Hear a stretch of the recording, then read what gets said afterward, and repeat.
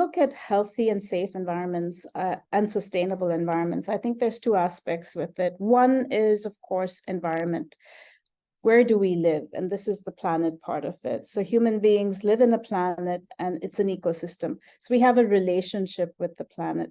What has happened over the years, and if we look at millennium, we have managed this relationship either by avoiding. So if you see the old generation, you burn forests, you move to the next forest patch and hope it grows back again. So that's an avoiding one.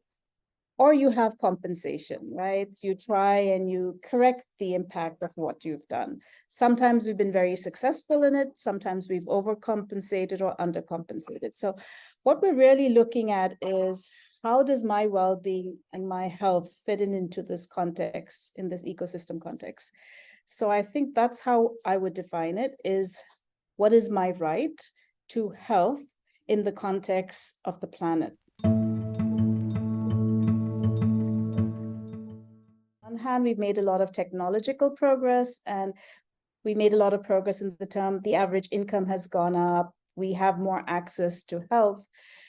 But we've done this at cost to the planet. So we take a lot from the planet, we pull out the resources.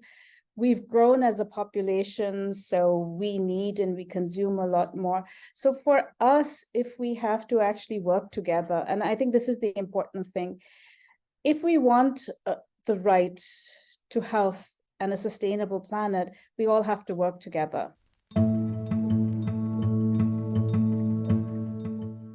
So there are many ministries that are responsible, but I don't think it's the responsibility of the Ministry of Environment, for example, or the Ministry of Industry. I think it needs all ministries to come together, because you cannot do it in one way. You have to work with the Ministry of Communities.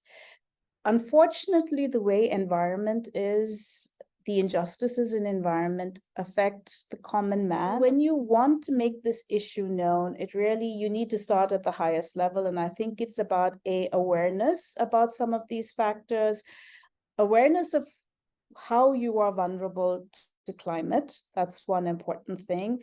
Making sure you all speak with a voice, because again, this is a collective action. We cannot do it by ourselves. And governments listen to people. Right. So it's about governments always are responsible to deliver what is good for their people. And if the people agree that it is good for us to have climate justice, as an example, or a safe environment or a sustainable environment, they will listen. But if we don't have one voice and one group of people says, well, I only want money, or the other group says, well, I only want, the latest lifestyle, then we have a challenge, because it's a little bit more harder than for a government to listen to one voice, because governments also have to be inclusive. They have to listen to diverse voices. So I think that's the first thing, is create awareness. And that means if you know of an issue, make sure you go to your community, let them know, and, sort of like a bottom-up kind of thing, and speak with the same voice. I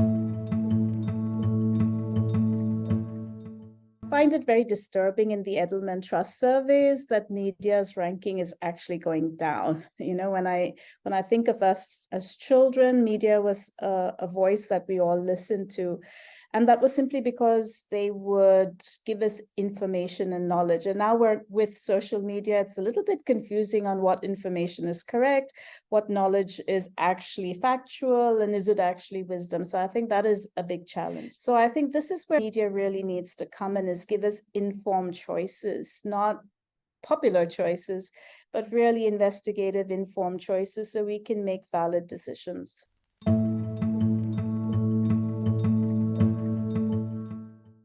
Absolutely. You cannot love what you don't understand. So that's the first major thing. And I think because the world has changed so much, a lot of the teaching is in classrooms. So you're away from the environment. You're doing everything online. So you're not actually interacting with the environment. We interact with pictures or videos of the environment, but that's not the same thing as touching, feeling, realizing things take time to grow. They need to be nurtured. That's important. I can plant a tree in virtual reality. It'll grow in 1 second. But if I really want a tree to grow and, remove carbon from the environment, it's hundreds of years. So I believe if you want a child to love and protect nature, they have to get involved with that. That means from the moment they're born.